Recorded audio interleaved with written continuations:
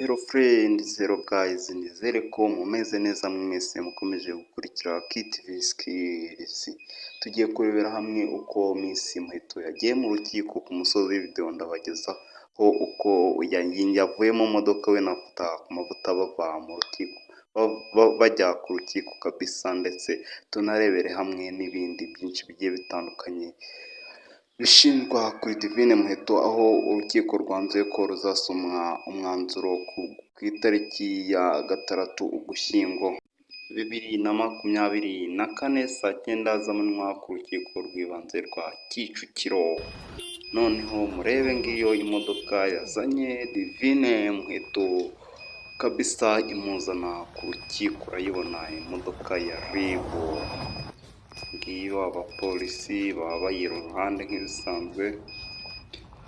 Imodoka kabisa yagenewe gutwara abanyabyaha. Urabona abapolisi barabanje barasohoka.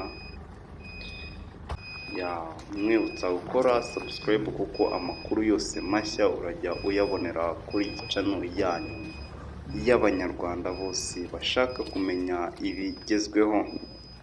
Urabona havuyemo wari utwaye iyi modoka ya RIB, ni nawe uje gukingurira Miss Muheto, ndetse nafata ku Mavuta muraza kumubona we ukekwaho ibyaha cyangwa se ukurikiranyweho ibyaha byo gukoresha imbuga nkoranyambaga mu buryo bunyuranyije n'amategeko, aho akekwaho imvugo mbi, ndetse bakaba baranamupimye bakamusangamo urumogi rwo ku rwego rwo hejuru, aho Divine Muheto we ashinjwa kunywa ibiyobyabwenge akagonga, kandi bikaba atari ubwa mbere, ndetse no gutwara imodoka nta ruhushya abifitiye. Murababona kabisa ngo fata ku Mavuta ndani, ndetse na Divine murabona ko asohoka kabisa, umwari yahishe amapingu za kamera.